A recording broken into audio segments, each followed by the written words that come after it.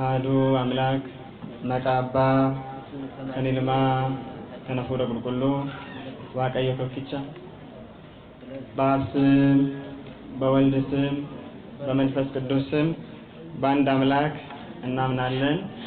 መርአዊሃ ለቤተ ክርስቲያን ወኖላዊሆሙ ለለድህኑ አሐዜ ኪሩቤል መራሂሆሙ ለሐራ መላእክተ እግዚአብሔር አምላክ ዘእማምላክ ወልድ ዘእግዚአብሔር አብ ኢየሱስ ክርስቶስ ንጉሥ ዘላለም አሜን። ክቡራን አበው አይንተ እግዚአብሔር ካህናት፣ ክቡራን አበው ላይቀነ ምስጢር ዲያቆናት፣ ክቡር መምህራችን መጋቢ ሐዲስ መምህር ኃይለማርያም የደብረ ስብከት ወንጌል ኃላፊ፣ ክቡር አባታችን ቆሞስ አባ ሁላችሁም እንደየማይረጋችሁ እግዚአብሔር የሚወዳችሁ እግዚአብሔርን የምትወዱ የእግዚአብሔር ቤተሰቦች የጻድቁ አባታችን የአቡነ ኪሮስ ወዳጆች በወደደንና ባፈቀረን በኃያሉ አምላካችን በልዑል እግዚአብሔር ፍጹም ሰላምና ፍቅር ሰላም እላችኋለሁ። እንደምን ዋላችሁ? እንደምን ቆያችሁ? አካሞልተኒ አካሚዮነ ይግደን አርጁማ ሳቲን ትክሴ ገረላፉማ ሳቲን ሹቡ ኬኛ ባየ ሶለካይ ኢዶር ቁሉማ ሳት ከንሰሳ ዋቀዩ አባን ኬኛ መቃንሳ በራም መመላት ከንገለሶ ቢያሰው በአብሱ ስቦ በረድኤት አቅርቦ በፍቅሩ ማርኮ በልዕልናው ባርኮ በሳይሉ እየመገበ በፍቅሩ ብዛት በቅድስናው አደባባይ ያገናኘን ልዑል አምላካችን ቅዱስ እግዚአብሔር ልብ አስቦ አንደበት ተናግሮ ስለማይዘልቀው ቸርነቱ ስሙ የተመሰገነ ይሁን። ጥቂት አምሳል ምና አምሳላት ሙዳየ ስዕለት የልመና መገኛ አቻ ትዩ የሆነ ምሳሌ የማይገኝላት የእግዚአብሔር እናት የሰው ሁሉ አምባ መጠጊያና መማፀኛ የሆነች ንጽሕተ ንጹሐን ቅድስተ ቅዱሳን ድንግል ማርያም ልጇ ወዳጇ ባከበራት ክብር ሁሉ ክብር ምስጋና ይግባት። ቅዱሳን መላእክት፣ ቅዱሳን ነቢያት፣ ቅዱሳን ሐዋርያት፣ ሐዋርያን አበው፣ ሰማዕታት፣ ጻድቃን አበው፣ መነኮሳት እና መነኮሳያት እንደየክብራቸው እንደየማይረጋቸው ክብር ምስጋና ይግባቸው። እንኳን አደረሳችሁ፣ እንኳን አደረሳችሁ። አሜን። አምላካችን ቅዱስ እግዚአብሔር በኃጢአት ባለቀው ዕድሜያችን ላይ ይህን ዕለት ይህችንም ሰዓት ለንስሐና ለድነት ለመመለስና ለመፈወስ እንዲሆነን በሕይወታችን ላይ ጨምሮ ልንገኝ በሚገባው በሕያው በቅድስናው ስፍራ በእግዚአብሔር ተራራ በቤተ መቅደሱ እንድንገናኝ ስለረዳን ስሙ የተመሰገነ ይሁን። በእግዚአብሔር ፊት ያቆሙት ዘንድ ወደ ኢየሩሳሌም ወሰዱት በሚል ኃይለ ቃል እንማማራለን። አምላካችን ቅዱስ እግዚአብሔር በቸርነቱ የቃሉን ደጅ ከፍቶ የራቀውን አቅርቦ የረቀቀውንም አጉልቶ ከተከደነውም ከፍቶ የተሰወረውንም ገልጦ እንዲያስተምረንና እንዲመክረን ለነፍሳችን ቀለብ ለሰማያዊ ጉዟችንም ስንቅ የሚሆነውን ቃሉን እንዲያቀብለን መልካምና ቅዱስ ፈቃድ ይሁንልን። ቃሉ በህሊናችን ጓዳ በልቦናችን ሰሌዳ እንዲታተም አብረን እንለዋለን። በእግዚአብሔር ፊት ያቆሙት ዘንድ በሉ። በእግዚአብሔር ፊት ያቆሙት ዘንድ ወደ ኢየሩሳሌም ወሰዱት። ይህ ኃይለ ቃል ተጽፎ የምናገኘው ወንጌላዊ ቅዱስ ሉቃስ በጻፈልን ወንጌሉ ምዕራፍ 2 ከቁጥር 22 ላይ ነው። ቃሉን የጻፈው ወንጌላዊ ቅዱስ ሉቃስ ነው። ታሪኩ የሚናገረው አምላካችን መድኃኒተ ዓለም ኢየሱስ ክርስቶስ ተወልዶ በ40ኛው ቀን ወደ ቤተ መቅደስ እንደ ሙሴ ሕግ መሄዱን የሚናገር ክፍለ ምንባብ ነው። ታሪኩ እንደምን ነው ያለ እንደሆነ ለስም አጠራሩ ክብር ምስጋና ይግባውና በልብ መታሰቡ በመጻሕፍት መዘገቡ በህሊና መዘከሩ በቃል መነገሩ ከፍ ከፍ ያለ የክብር ባለቤት አምላካችን መድኃኔ ዓለም ክርስቶስ ይመጣይኩ ተአሮሙ ለኦሪት ወለነቢያት ዘንወለዳይሙ ከመፍጸሞሙ ኦሪትና ነቢያትን ልሽራቸው ላሳልፋቸው አልመጣሁም እፈጽማቸው ዘንድ ነው እንጂ እንዳለ በሙሴ ሕግ በኦሪት ዘሌዋውያን ምዕራፍ 12 ላይ ሴት ወንድ ከወለደች እስከ 7 ቀን የረከሰች ናት። በ8ኛው ቀን ሕፃኑን ወደም እንዲገዘር ግዝረት እንዲፈጸምለት ሕግ ተሰርቷል። ከ33 ቀንም በኋላ በ40ኛው ቀን ማለት ነው ወደ ቤተ መቅደስ ይዘውት እንዲሄዱ ሕግ ተሰጥቶ ነበረ። አምላካችን መድኃኔዓለም ክርስቶስም አስቀድሞ ቅድመ ዓለም ሳይፈጠር ዘመን ሳይቆጠር በሥላሴነቱ በልቡ የመከረውን ለነቢያት በራእይ የገለጸውን በአንደበታቸው ያናገረውን በልቡናቸው የቀረጸውን ቃል ይፈጽም ዘንድ ወደዚህ ዓለም መጥቶ ሕግ መጽሐፋዊ፣ ሕግ ጠባያዊ ማለትም የተፈጥሮ ሕግን በመጽሐፍም ተጽፎ ያለን ሕግ እየፈጸመ አድርጓልና እንዲሁ በመጽሐፍ ከተጻፉ ሕግጋት መካከል አንደኛው ይህ ነበረ። በ40 ቀን እጓላተ ርግብ ዘውገ ማይነቅ የርግብ ገላግል ይዘው ወደ ቤተ መቅደስ እንዲሄዱ ከተቻለ በግ ያም ባይሆን የድሃው የመበለቶች ምንም በእጃቸው ገንዘብ የሌለ ማድረግ ባይችሉ ግን ይህንን ማድረግ እንዲገባቸው ዋኖስ ያንንም ባይችሉ ርግብ ገላግል ይዘው ወደ ቤተ መቅደስ ሕፃኑን ለማስባረክ በ40ኛው ቀን ይዘው እንዲሄዱ ሕግ ተሰርቶ ነበር። አምላካችን መድኃኔዓለም ክርስቶስም ሕግ ሊፈጽም ነው የመጣውና አስቀድሞ በነቢያት እንዳናገረው አመጣጡም የነቢያትን ሕግ ለመፈጸምና ነቢያት የተላኩት ከእግዚአብሔር እንደሆነ የተናገሩትም የእግዚአብሔርን ቃል እንደሆነ ምስክር ሊሆን በተግባር ለመፈጸም ወደ ቤተ መቅደስ መሄዱ የሚነገርበት ዕለት ነው ማለት ነው። ልደተ ስምዖን ይባላል። ታሪኩ እንደምን ነው የሚለውን በዝርዝር እናየዋለን። ነገር ግን ቅድም ክቡር መምህራችን መምህር ሳይለመድህ እንደነገሩን ማለት ነው ዛሬ ልደተ ስምዖን ተብሎ ይታሰባል። አምላካችን ከተወለደ ዛሬ 40ኛው ቀን ነው ማለት ነው። ከታኅሳስ 29 ጀምራችሁ እስከ ዛሬ ብትቆጥሩት 40ኛው ዕለት ዛሬ ይሆናል። ስለዚህ ይህ መታሰቢያ ነው ማለት ነው። ከጌታ ንዑሳን በዓላት መካከል አንደኛው ይሄ ነው። በዚህ ዕለት ወደ ቤተ መቅደስ እመቤታችን ከዮሴፍ ጋር ጌታን ይዘውት ሄዱ።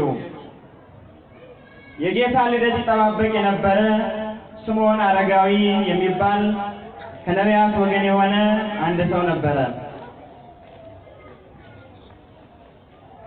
ይህ ሰው ትንቢተ ኢሳይያስ ምዕራፍ 7 ከቁጥር 14 ላይ ተጽፎ የሚገኘውን የእግዚአብሔርን ኃይለ ቃል ሲተረጉም የማያምን ለዚያውም የጥር ንጉሥ በባዕድ አምልኮ ያሉ ናሁ ድንግል ትጸንስ ወትወልድ ወልደ እነሆ ድንግል ጸንሳለች ወንድ ልጅም ትወልዳለች ብዬ ብናገር እንዲህ ብዬ ብተረጉም መቼ ያምነኛል?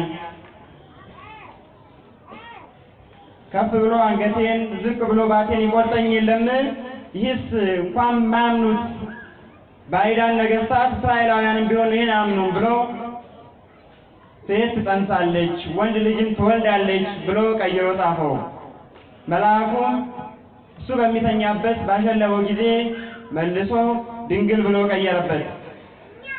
ሁለት ሴሪን አደረገ። በሶስተኛው ጊዜ ግን ይህ ሳይሆን ሞትን አስቀምስምና እንዳለው ጻፍ ብሎት እነሆ ድንግል ትጸንሳለች ወንድ ልጅም ትወልዳለች ብሎ ጽፎ ይታሰውን ይጠባበቅ ነበር። ይህ የሚሆንበትን ይህ ሳይሆን አትሞትም ብሎት ነበርና ይህ እስኪሆን ድረስ በተስፋ የእግዚአብሔርን ቃል ደጅ ይጸና ነበር።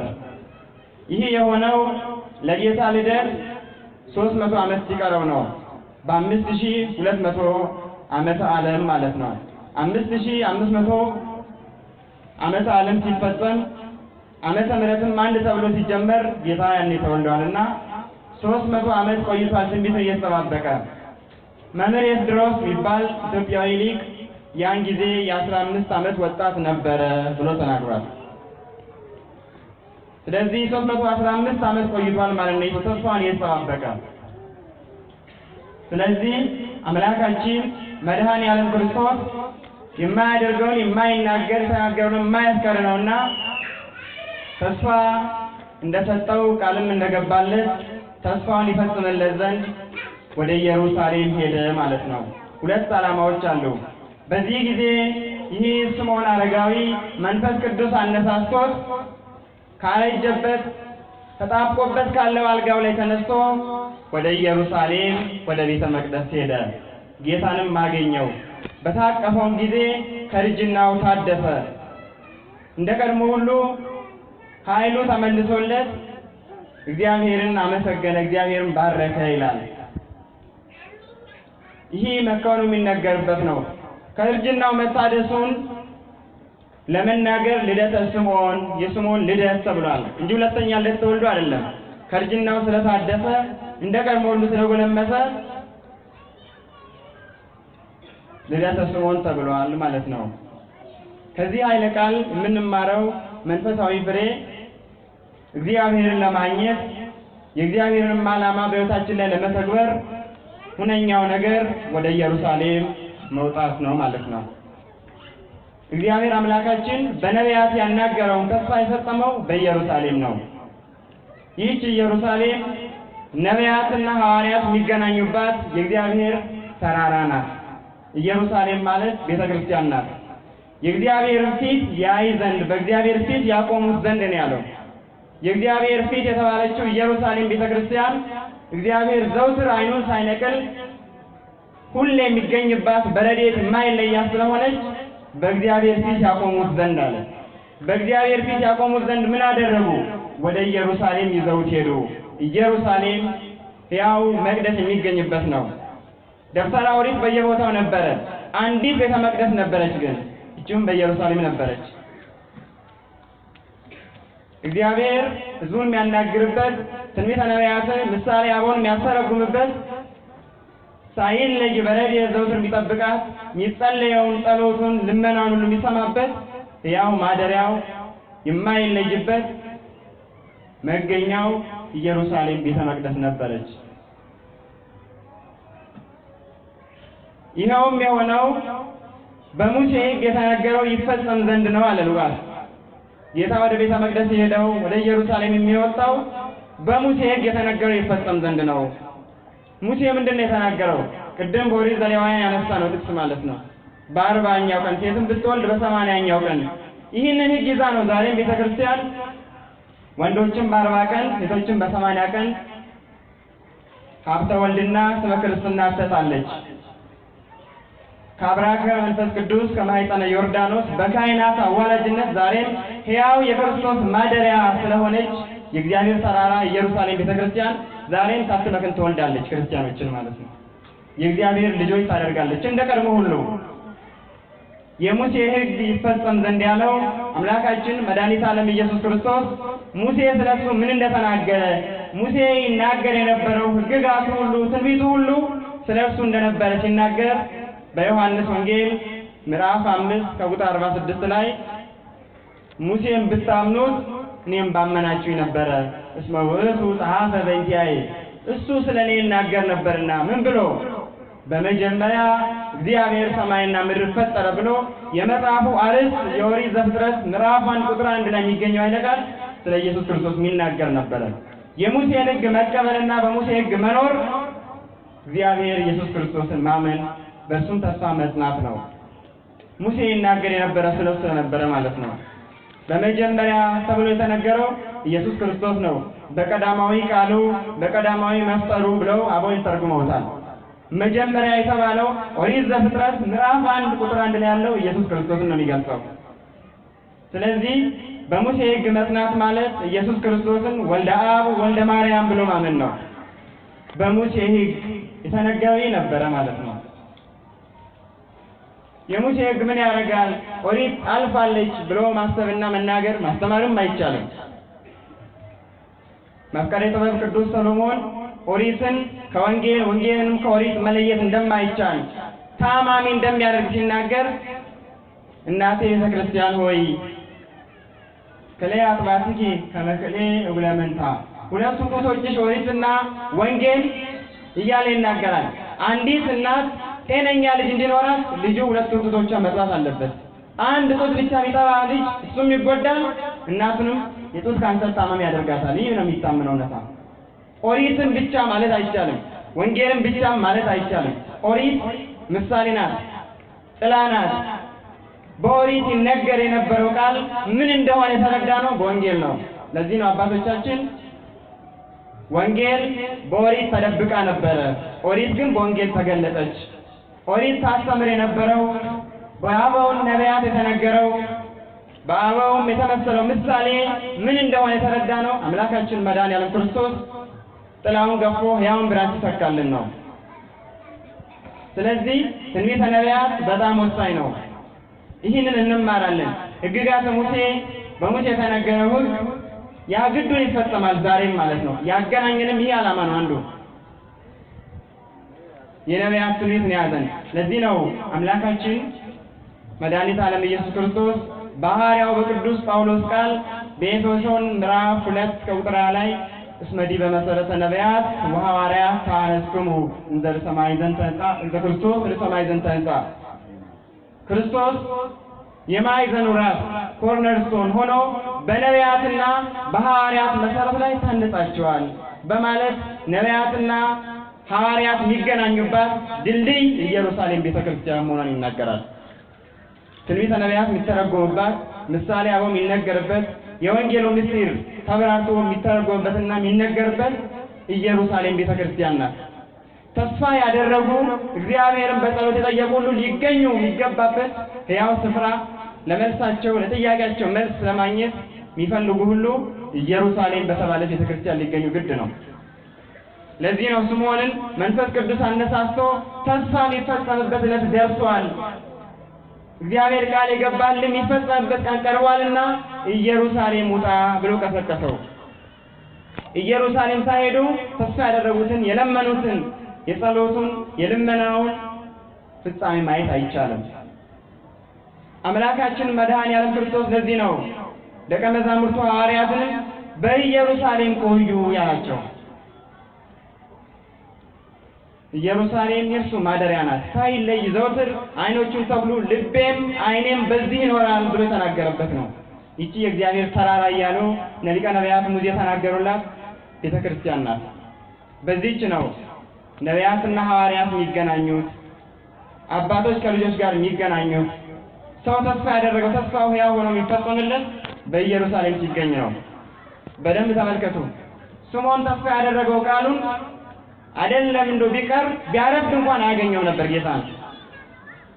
ይዜ ትስሮ ለገብርከ በሰላም እግዚኦ በከመ አዘዝከ፣ አቤቱ አሁን ባሪያህን በሰላም ታሰናብተዋለህ፣ ዓይኖቼ ማዳንህን ትርግናህን አይተዋልና ብሎ ስምዖን የመሰከረው ሊገኝ በሚገባው የእግዚአብሔር ቤት በሆነች የእግዚአብሔር ልቡም ዓይኑም በሚገኝበት ቤተክርስቲያን ስለተገኘ ነው። ተገኘ፣ ተስፋ ተፈጸመለት፣ ደስታውን አየ። ይህም ብቻ አይደለም፣ ለሕዝብ ለእስራኤል ያደረከውን ቸርነትን ትርግናህን ዓይኖቼ አይተዋልና በሰላም አሳርፈኝ አለ። የሰላም እረፍት። ይህንን እረፍት አባቶቻችን ነቢያት፣ ሌሎችም ቅዱሳን ሲመኙት ነበረ። ከአበው ወገን ያዕቆብ ዓይኖቼ በሐዘን እንደሆኑ ሊጠፉ ነው፣ ልቤንም በሐዘን ሰብራችሁ ወደ መቃብር እንዳታወርዱት እያለ ደጋግሞ ይለምን ነበረ። በእርጅና ወራት መልካም ዜና ትልቅ አጥንትን የሚያለመልም ነው። መፍቀሬ ጥበብ ቅዱስ ሰሎሞን በመጽሐፈ ምሳሌ ምዕራፍ 15 ከቁጥር 30 ላይ መልካም ወሬ አጥንትን ያለመልማል፣ እርጅናን ያድሳል ይላል። መልካም ወሬ አጥንትን ያለመልማል። በእርጅናው ጊዜ ነው ተስፋ ያደረገው ነው የሰማው። ተስፋ ያደረገው የተፈጸመለት ነቢያት ሁሉ ሲጮሁ እጅህን ከአርያም ላክ እያሉ በመጋዝ ተሰንጥቀዋል፣ በድንጋይ ተወግረዋል፣ ተስፋቸውን አላገኙም። የነቢያትን ተስፋ ያየው በኢየሩሳሌም ሲገኝ ነው። ኢየሩሳሌም ቤተክርስቲያን ናት። እንገኝበት የሚገባን ሕያው የእግዚአብሔር መቅደስ፣ ቃሉ ዘወትር የሚነገርበት፣ ሥጋውና ደሙ የሚፈተትበት የእግዚአብሔር ማደሪያ ኢየሩሳሌም ቤተክርስቲያን ናት። አምላካችን ከዚህ ሊያስተምረን የፈረገው ይህንን ነው። ወደ ኢየሩሳሌም ይዘውት ሄዱ። የእግዚአብሔርን ፊት እንዲያይ በእግዚአብሔር ፊት ሊያቆሙት ወደ ኢየሩሳሌም ይዘውት ወጡ። ሰው እግዚአብሔርን ፍለጋ የትም ሊባክን አይገባውም። በዚህ በሉቃስ ወንጌል ላይ አምላካችን መድኃኒተ ዓለም ኢየሱስ ክርስቶስ በ12 ዓመቱ ደግሞ በዓል ለማክበር ወደ ኢየሩሳሌም ወጡ ይላል። እመቤታችን ፈልጋ አጣችሁ። 3 ቀን ፈልጋ አጣችሁ። ስንት ቀን? 3 ቀን ፈልጋ አጣችሁ። ተመልከቱ። እመቤታችን ጌታችንን 3 ቀን ፈልጋ ብታጣው ፍለጋ ወጣች። ብታጣው እግዚአብሔር ከሕይወታችን ስንት ዘመን የጠፋው ክርስቲያኖች ከሕይወታችን ላይ ያራቅነው ስንት ዘመን ነው? መፈለግ ይገባናል። ስንፈልገው ደግሞ የምናገኘው በመቅደስ አገኙት ነው የሚለው። ጁም ኢየሩሳሌም ናት።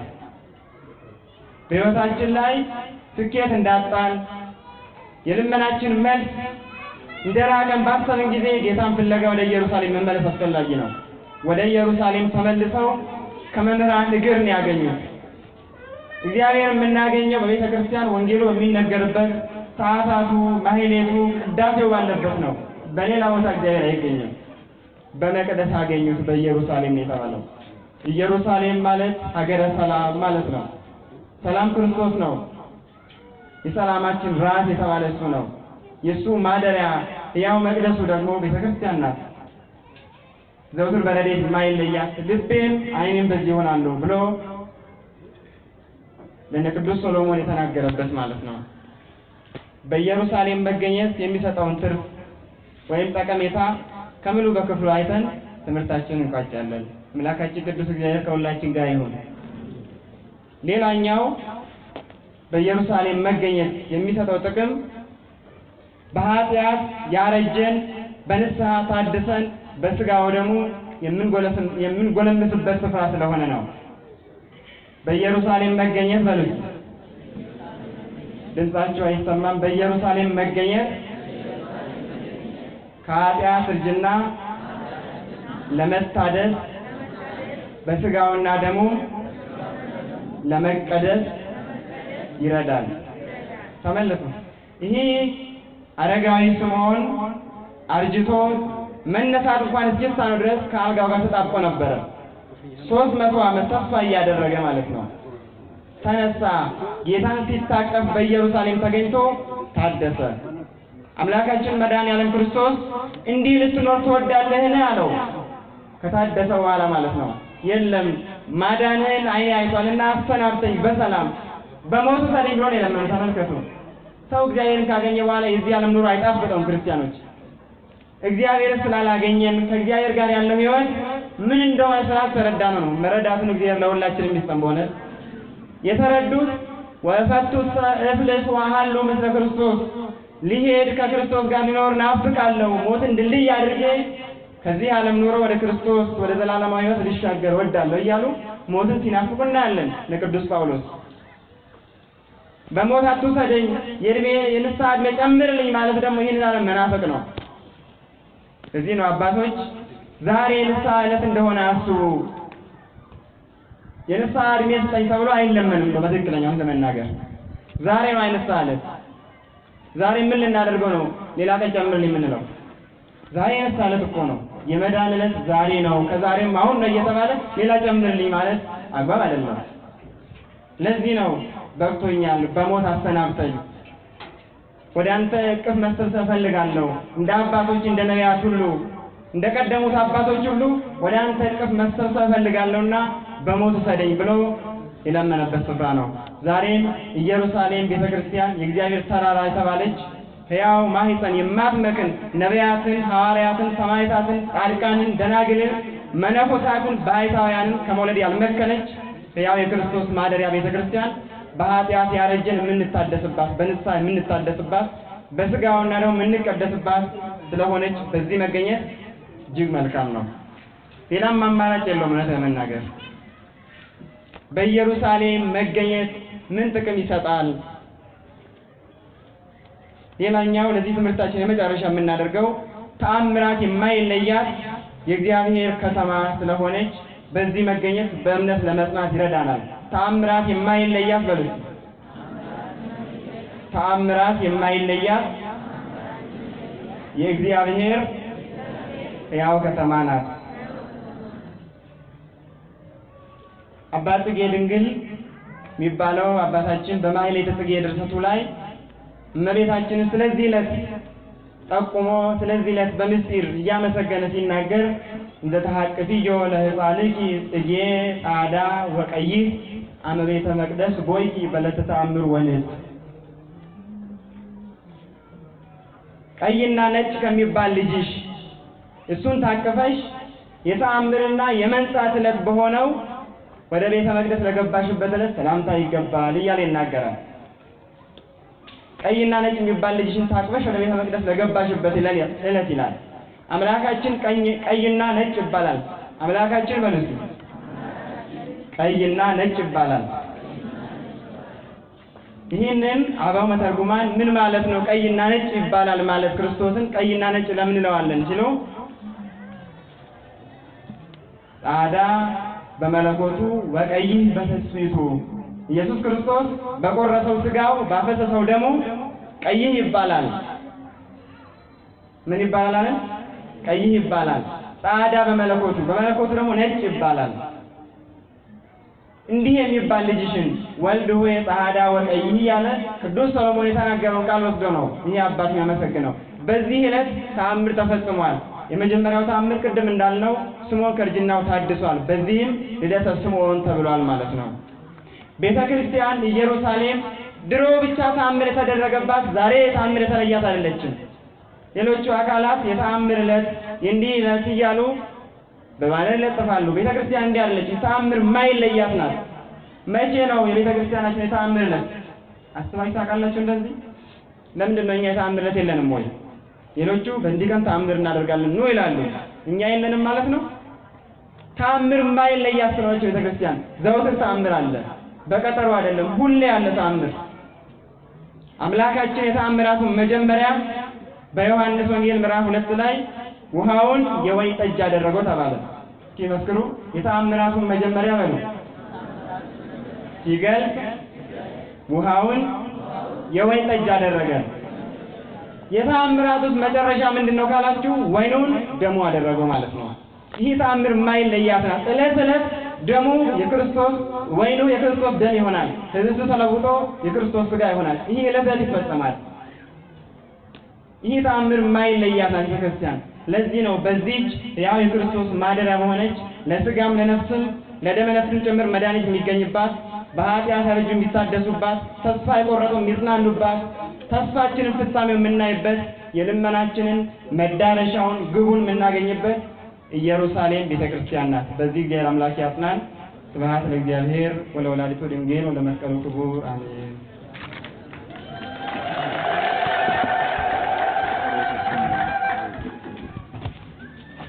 በመምህራችን ላይ አድሮ የመከረን ያስተማረን የአባቶቻችን አምላክ